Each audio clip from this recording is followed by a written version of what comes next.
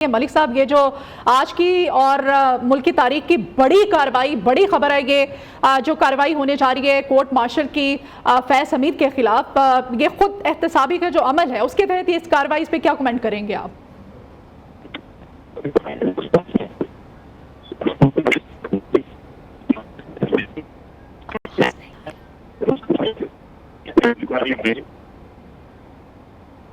نصر اللہ ملک صاحب ہمارے ساتھ ہیں، ان سے مزید بھی ہم بات کریں گے۔ نجم علی خان صاحب، خود احتسابی کے عمل کے تحت یہ جو کارروائی ہے، اس کارروائی کے بارے میں مزید کیا کہیں گے آپ؟ یہ بنیادی طور پہ میں آپ کو اس کا پورا بیک گراؤنڈ جو بتا رہا تھا وہ یہ تھا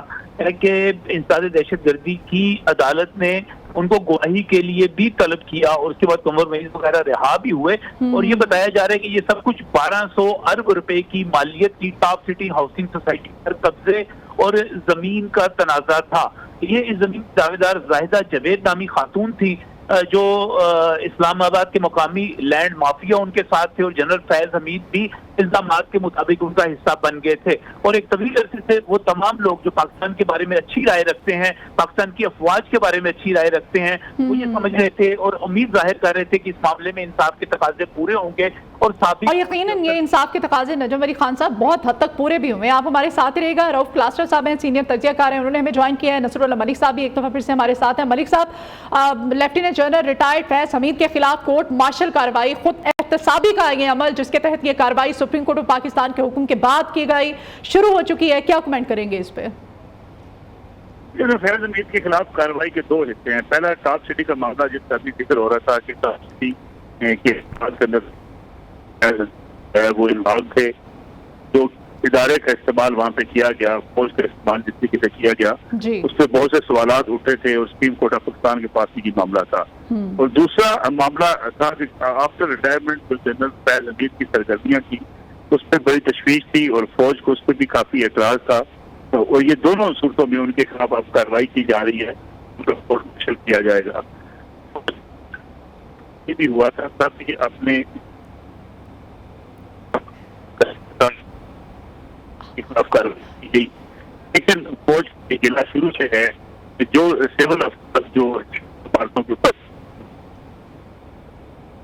کی دفاتر سے ریلیف ملنا شروع ہو گیا، اور فوج نے اس بارے میں بڑا واضح موقف دیا تھا کہ ان کے خدمات ملٹری کورٹس میں چلیں،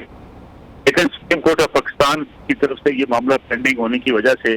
بہت سے لوگ یا ضمانتوں پر رہا ہو گئے یا جن کے معاملات ابھی تک ملٹری کورٹس میں نہیں جا سکے۔ فوج نے جنرل فیض حمید کی گرفتاری اور مارشل کے بعد ایک حوالے سے ٹھیک ہے۔ رؤف کلاسٹر صاحب بھی ہمارے ساتھ ہیں۔ کلاسٹر صاحب، آپ سے جاننا چاہتی ہوں، سابق ڈی جی ISI کے حوالے سے اتنی بڑی کارروائی اگر ہو سکتی ہے تو پھر اس میں کوئی دو رائے باقی نہیں رہ گئی ہے کہ اگر ملکی ساکھ کو، ملکی اداروں کو کسی بھی قسم کی کوئی ڈیمیج کرنے کی کوشش کی جائے گی، کوئی بھی عناصر ہوں ان کے حوالے سے کارروائی پھر یقیناً یہ بنتی ہے اور اس کی جائے گی۔ بہت بڑی یہ ڈیولپمنٹ ہے۔ کچھ عرصہ پہلے تک کچھ لوگوں سے جب بات ہوتی تھی اس معاملے میں، کچھ سیاسی یا ریٹائرڈ یہ جو عسکری حکام تھے، تو وہ یہ سمجھتے تھے کہ شاید اس طرح کی روایت نہیں ڈالی جائے گی کہ اتنے بڑا ٹاپ کے افیسر جو ہیں، 3 اسٹار جنرل جو ہیں، تو فوج شاید ان کو گرفتار نہیں کرے گی، اور اگر اس نے کیا تو اس کے لیے فیوچر میں مسائل پیدا ہو سکتے، تو اس طرح کا ان کا خیال تھا آرمی میں بڑی حد تک کہ شاید جنرل فیض حمید صاحب کو نہیں پکڑا جائے گا، ان کی انکوائری نہیں ہوگی، کورٹ مارشل نہیں ہوگا۔ لیکن میرا خیال ہے بہت بڑا لاؤڈ اور اسٹرانگ میسج دیا گیا ہے، اور ابھی کوئی ریسنٹ ہسٹری میں سابق سابق DGI سے مجھے تو کوئی نظر نہیں آ رہا جس کو گرفتار کیا گیا ہو۔ اس سے پہلے ہم نے اسد دوانی صاحب نے کتاب لکھی تھی جو انہوں نے راج چیف کے ساتھ مل کے، اس پر ان کا court martial type inquiry type ہوئی تھی، لیکن گرفتار ان کو بھی نہیں کیا گیا تھا۔ سو یہ پہلے میرا خیال ہے DGI صحیح ہے پچھلے اگر 40-50 سالوں میں، اگر میں غلط نہیں کہہ رہا، جب سے ISI بنی ہے بھٹو صاحب کے دور میں، جب اس کو پولیٹیکل رول دیا گیا تھا 74-75 میں، میرا خیال ہے فرسٹ DG، اگر میں غلط نہیں کہہ رہا تو یہ پہلے DG ہیں جن کو گرفتار کیا گیا، اور اتنے بڑے سنگین الزامات لگائے گئے ہیں۔ ایک تو چلو ہاؤسنگ سوسائٹی کا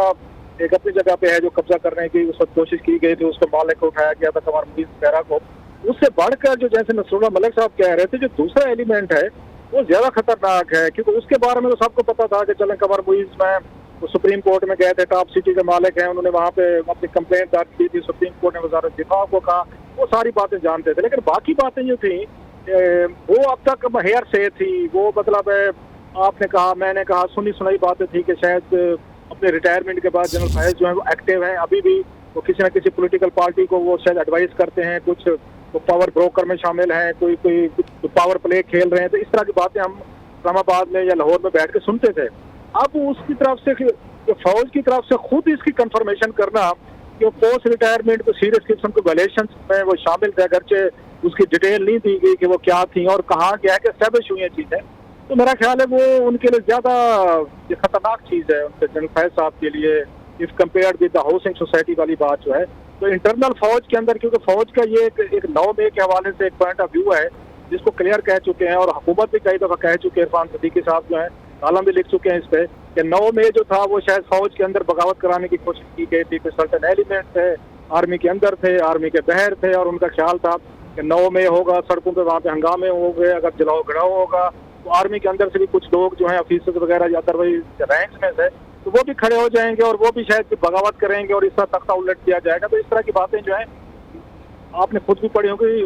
حکومت بھی کہتی رہی ہے، ان کے وزیر بھی کہتے رہے ہیں، اس کے بعد یہ ملٹری حلقے بھی یہ بات کہتے تھے، جب ان سے پوچھا جاتا تھا ISPR وغیرہ سے تو وہ بھی یہی بات کہتے تھے جناب کہ اس طرح کے انہوں نے فوج پہ حملے کر کے انسٹالیشن پہ تو کچھ نہ کچھ کہیں نہ کہیں پہ بغاوت کی جو باتیں ہوتی تھیں۔ اس پریس ریلیز سے لگتا ہے کہ آرمی جو ہے اس نے وہ لنکس اسٹیبلش کیے ہیں اور اس میں جنرل فیض جو ہے ان کو فریم کیا گیا ہے کہ شاید یہ اس جنرل فیض ہی تھے جو کسی پولیٹیکل پارٹی کے ساتھ مل کے فوج کے اندر جو ان کے اپنے لویلسٹ تھے یا ان کے جو اپنے کیونکہ آفیسر جب آپ ٹاپ پوزیشن پہ سرو کرتے ہیں تو بہت سارے اس میں آفیسر جو ہوتے ہیں جونیئر رینکس پہ، تو آپ کسی کو فائدہ دیتے ہیں، کسی کو پروموشن میں، کسی کو پوسٹنگ میں، یا ادروائز ایز اے کولیگ کے طور پر یا باس کے طور پر، تو شاید لگتا یہ ہے کہ جنرل فیض جو ہیں وہ اپنے ریڈ لائن انہوں نے کراس کی ہے ود ان دا آرمی کہ موسٹلی جنرل جب ریٹائر ہو جاتے ہیں تو وہ ملٹری افیئرز میں وہ اس طرح ایکٹیو نہیں ہوتے، اور اسپیشلی فوج کے اندر جو بھی مطلب کام ہو رہا ہوتا ہے، جو بھی کام ہو رہے ہوتے اس میں انٹرفیئر اگر ان کی انٹرفیئرنس نظر نہیں آتی۔ جنرل فیض نے میرا خیال ہے کہ شاید انہوں نے کوششیں کی ہیں کہ یہ موجودہ آرمی چیف جو ہیں ان کے حوالے سے کچھ نہ کچھ رینکس کے اندر کچھ ڈسٹربنس پیدا کی جائے، رینکس کے اندر ڈسٹرکشن پیدا کی جائے، اور اس کے نتیجے میں ان کا پریس ریلیز ایشو کرنا اور یہ کہنا کہ بہت ساری چیزیں ہم نے اسٹیبلش کی ہیں، تو میرا خیال ہی is in real mess, big mess کہ ملٹری کوڈ کا مطلب یہ ہے کہ آپ کو پھر کوئی نہ کوئی سزا آپ کو اگر ملے گی۔ آپ کو یاد ہوگا پہلے بھی لیفٹیننٹ جنرل جو تھے جنرل جاوید اقبال تھے جن کو جنرل باجوہ کے دور میں سزا دی گئی تھی، 14 سال ان کو دی گئی تھی کہ امریکن سپاہی ہونے کی وجہ سے، بعد میں جس کو آ کے موجودہ آرمی چیف نے آ کے انڈو کیا تھا۔ تو یہ لگتا یہ ہے کہ یہ بھی اسی ہی میرا خیال ہے اس پہ آ گئے ہیں، اسی لائن میں لگ گئے ہیں، اور ان کے لیے شاید اس سزا سے بچنا یا کورٹ سے بچنا یہ مشکل ہوگا، اور یہ بہت بڑا لاؤڈ میسج بھی ہے بہت سارے لوگوں کے لیے جن کا کہا جا رہا ہے کہ ملٹری ٹرائل ہوں گے، ہم اپنے سابق DGISI کو ہم ٹرائل کر سکتے ہیں، ان کو سزائیں دی جا سکتی ہیں، ان کا کورٹ مارشل ہو سکتا ہے، تو باقیوں کا بھی ہو سکتا ہے۔ بالکل، اور یہی سوال جو ہے یہ نجم علی خان صاحب بھی ہمارے ساتھ ہیں، کلاس ڈاکٹر صاحب ان کو بھی شامل گفتگو کرتے ہیں۔ نجم علی خان صاحب، یہ اگر سابق لیفٹیننٹ جنرل کو گرفتار کیا جا سکتا ہے، کارروائی ہو سکتی ہے شروع، تو پھر یہ جو فتنہ اور شرپسند عناصر ہیں جو کہ ایک آڑ میں چھپنے کی کوشش کر رہے تھے، ان کو ایک واضح میسج پہنچ چکا ہے۔ یہ پاکستان تحریک انصاف کے لیے واقعی ایک بہت ہی بری خبر ہے، اور وہ تمام حلقے جو فواد چودھری سے لے کر شیخ رشید تک یا شیخ رشید سے لے کر مسٹر گوہر تک، وہ تمام لوگ جو اپنے آنے والے دنوں کے حوالے سے اور یہ کہہ رہے تھے کہ شاید جو ہے بانی PTI کچھ ہی عرصے میں رہا ہونے والے ہیں، ان تمام کے لیے ایک بہت ہی دل دہلا دینے والی خبر ہے کہ اگر پاکستان کی فوج جو ہے اپنے لیفٹیننٹ جنرل کے حوالے سے، اور صرف بات یہاں پر ٹاپ سٹی تک نہیں ہے، میں اندازہ لگا سکتا ہوں کہ پاک فوج کی طرف سے یہ کہا جا رہا ہے کہ ان کی ریٹائرمنٹ کے بعد بھی ان کی بہت ساری ایسی بے ضابطگیاں سامنے آئیں کہ انہوں نے جو ڈسپلن کی خلاف ورزی کی اور انہوں نے کوڈ آف کنڈکٹ کی خلاف ورزی کی، اس قسم کی باتیں بھی سامنے آ رہی ہیں۔ تو میں یہ سمجھتا ہوں کہ یہ پاکستان تحریک انصاف کے لیے انتہائی خطرناک خبر ہے، انتہائی بری خبر ہے کہ اگر ایک ایسے معاملے میں جس میں صرف ایک ادارے کے کچھ لوگ استعمال ہوئے اور کچھ گرفتاریاں کی گئی اور کچھ لوگوں کو پکڑا گیا، اور پھر بعد میں معاملہ ثابت ہوا کہ وہ سارے کا سارا ٹاپ سٹی کا کیس جو تھا وہ ملکی جو معاملات ہیں یا فوج کی کریڈیبلٹی کے حوالے سے درست نہیں تھا، تو آپ خود اندازہ لگائیے کہ اس کے بعد 9 مئی میں ملوث لوگ جو ہیں ان کو کس طرح معاف کیا جا سکتا ہے۔ اور ڈائریکٹر جنرل ISPR जो है इससे पहले प्रेस कॉन्फ्रेंसिस में बार बार कह चुके हैं, जब भी उनसे ये सवाल होता है, और यकीनी तौर पे ये एक बर्निंग क्वेश्चन है, हर मरतबा होता है, क्योंकि हर मरतबा पाकिस्तान तहरीक इंसाफ की तरफ से एक सुलह की पेशकश की जाती है, मफाहमत की पेशकश की जाती है, मशरूत माफ़ी के पैगाम भेजे जाते हैं, अलीमा खान ये बातें करती हैं, उमर अयूब ये बातें करते हैं, इमरान खान खुद ये माफ़ी की पेशकश करते हैं और उसके बाद जवाब न मिलने पर वापस लेते हैं। तो ऐसी सूरत हाल में पाकिस्तान की ये जो पॉलिटिकल पार्टी है, इसके लिए मैं समझता हूँ कि वाकई लम्हा फिक्री है कि एक बड़े मसाइल उनके लिए पैदा हो सकते हैं। ये समझ रहे थे कि शायद इसमें कोई माफ़ी तलाफ़ी का निकल आएगा, कोई मफाहमत के नाम पर कोई चक्कर चल जाएगा, लेकिन आज ये चीज़ साबित हो गई कि जो साबिक वज़ीर आज़म पर इल्ज़ामात हैं, और ख़ासतौर पे आप उसको तोशाखाना भी शामिल कर सकते हैं, उसमें 9 मई के केसेस की नहीं सिर्फ मैं बात कर रहा, उन तमाम में इनकी, या साइफर का केस है, उन तमाम में इनकी जान छूटनी, मैं अदालती फैसलों की जो इस वक्त तक हो चुके हैं उनकी भी बात नहीं कर रहा, मैं मजमूई तौर पर पाकिस्तान की तारीख के तनाज़ुर में एक जो सूरत हाल बनती हुई नजर आ रही है उसकी बात कर रहा हूँ। और बहुत सारे लोग ये कह रहे थे कि शायद पाकिस्तान तहरीक इंसाफ को रिलीफ मिलना शुरू हो गया है। मेरा ख्याल है कि ये एक बहुत ही खुला और वाज़ेह पैगाम है कि